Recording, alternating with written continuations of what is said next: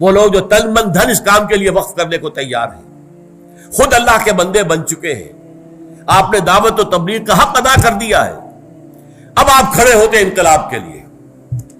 اس کے بھی 3 مرحلے ہیں۔ پہلا مرحلہ پیسو ریزسٹنس۔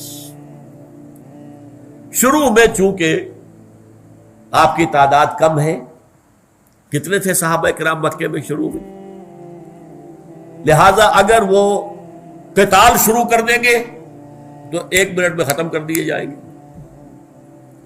لہذا پیسو ریزسٹنس، لوگوں کی مارے کھاؤ، خود جوابی کارروائی کوئی نہ کرو۔ No raising of hands even in self defence. 12 سال تک مکے میں حضور کا یہ حکم نافذ رہا، وہ تمہیں مار دیں، قتل کر دیں، تمہیں زندہ جو ہے جلا دیں، جو چاہے کریں، جھیلو، برداشت کرو، تمہارا کیا جاتا ہے، جنت تمہاری منتصر ہے، جان گئی اور سیدھے جنت میں پہنچ گئے، تمہارا نقصان تو کوئی نہیں۔ لیکن اگر تم وائلنٹ ہو گئے تو ابھی تو ہماری طاقت بہت کم ہے، اگر انہیں یہ جواز مل گیا، یہ وائلنٹ لوگ ہیں، یہ قتل کرتے ہیں، یہ کرتے ہیں، تو پھر تو وہ ہمیں ایک دن میں کچل کر رکھ دیں گے۔ We have to buy time, and to buy time it is necessary. Passive resistance, صبر کرو، جھیلو، برداشت کرو، کوئی جوابی کارروائی نہیں۔ نمبر 2، جب آپ کی طاقت کافی ہو جائے تو اب آپ چیلنج کریں معاشرے کو، ایکٹیو ریزسٹنس، چھیڑے نظام کو کہیں سے، اور اس کے نتیجے میں پھر تیسری اور آخری منزل آئے گی، پھر قتال، جنگ۔ حضور کی سیرت مطہرہ کے اعتبار سے یہ 3 مرحلے جو ہیں آپ کو اچھی طرح سمجھ لینے چاہیے۔ پہلے 12 برس تک کیا کام ہو رہا تھا مکے میں؟ جہاد ہو رہا تھا، جاہدوا فی اللہ حق جہادہ، یہ تو مکی صورت ہے۔ سورہ حج جو ہے مکی ہے، سورہ عنکبوت ہم پڑھیں گے پھر آگے چل کر، مکی ہے۔ وَمَنْ جَاهَدَ فَإِنَّمَا يُجَاهِدُ لِنَفْسِهِ، اور اسی میں پھر وہ لفظ آیا ہے وَإِنْ جَاهَدَاكَ لِتُشْرِكَ بِي مَا لَيْسَ لَكَ بِهِ عِلْمٌ فَلَا تُطِعْهُمَا، اور آخر میں آیا ہے وَالَّذِينَ جَاهَدُوا فِينَا لَنَهْدِيَنَّهُمْ سُبُلَنَا۔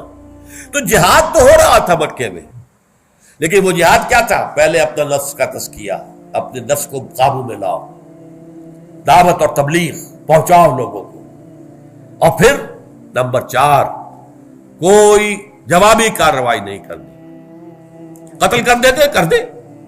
اصبروا یا آل یاسر فإن موعدکم الجنہ، اے یاسر کے گھر والوں صبر کرو، اس لیے کہ تمہارا جو مقام ہے، تمہارا جہاں تمہارے استقبال کی تیاریاں ہو رہی ہیں وہ جنت ہے، جنت میں تمہارے استقبال کی تیاریاں ہو رہی ہیں۔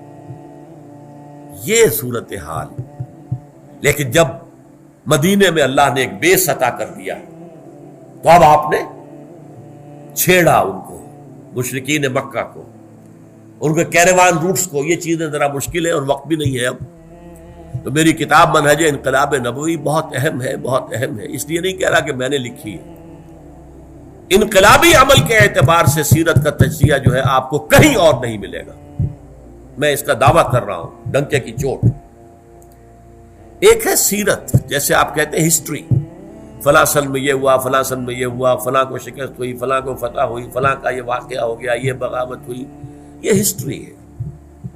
سیرت میں بھی یہ واقعات آپ لیتے جا رہے ہیں، یہ ہسٹری، یہ سیرت ہے۔ ایک ہے فلسفی آف ہسٹری، یہ کیوں ہوا، فتح ہوئی تو کیوں ہوئی، شکست ہوئی تو کیوں ہوئی، کوئی اوپر گیا تو کیوں گیا، کوئی نیچے گیا تو کیوں گیا، یہ ہے فلسفی آف ہسٹری۔ تو سیرت اور ہے اور سیرت کا فلسفہ اور ہے، فلسفی آف دی سیرہ۔ تو میں دعوے دار ہوں اس بات کا کہ میری کتاب منہج انقلاب نبوی یہ فلسفہ سیرت کے اوپر کتاب ہے، واقعاتی اعتبار سے بھی ہے لیکن اس کا تجزیہ ہے فلسفیانہ انداز میں۔